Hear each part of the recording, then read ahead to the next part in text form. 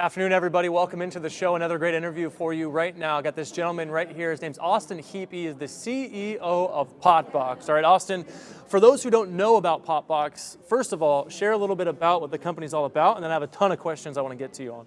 Sure.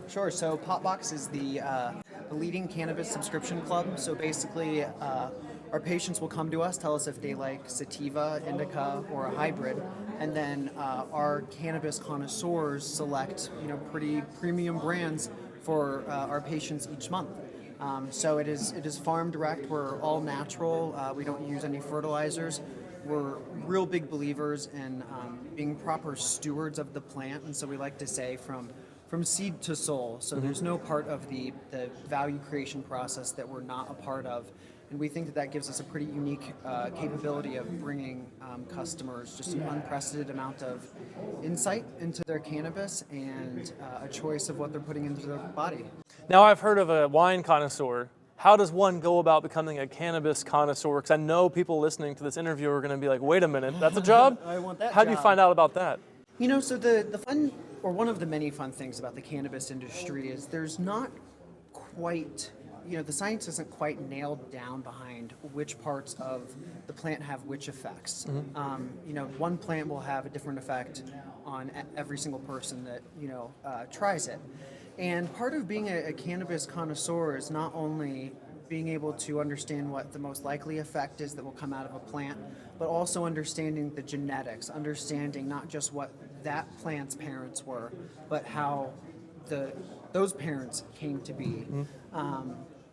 In cannabis for so long has been farmers who are very dedicated to the plant that have been doing it through experimentation and not so much, approaching it from a scientific lens. And so being a cannabis connoisseur is really about being data-driven, but also having that connection to the plant. Now, Austin is from Ohio, all right? I don't have to tell you all the drama that's going on there. You have Responsible Ohio, that campaign. Way different from here in California. Could you talk a little bit about the disparity between the two? Yeah. And Ohio and California are both interesting because there's a saying that as California goes, so does the rest of the nation. And then most of my friends or family from Ohio like to say that Ohio always picks presidents and picks the nation's next policies. So both are somewhat true. If you look at the years and years of a failed war on drugs, if you look at decades of locking people up for minor nonviolent crimes, we have to undo a lot of damage. This industry has been used as a way to prop up for-profit prisons and to attack a plant that is being used by millions of people with actual medical needs. And the worst thing that can happen as an industry is that laws start getting passed, which puts the power back in the people's hands that caused this entire problem.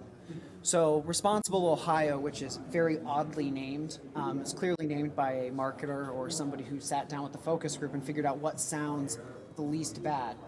Responsible Ohio would pretty much solidify control of the cannabis industry into the hands of a few very strong players. And if you look at just this completely failed prohibition, the worst outcome is that we get to the end and this is what happens, is that it's just the whole thing is handed over to the people that caused so much of the problem to start with.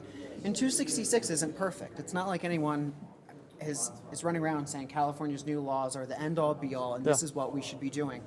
But it's a step in the right direction.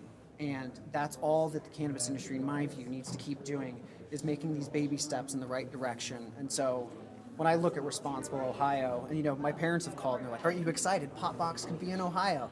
And I don't want PotBox in Ohio if this is what it looks like.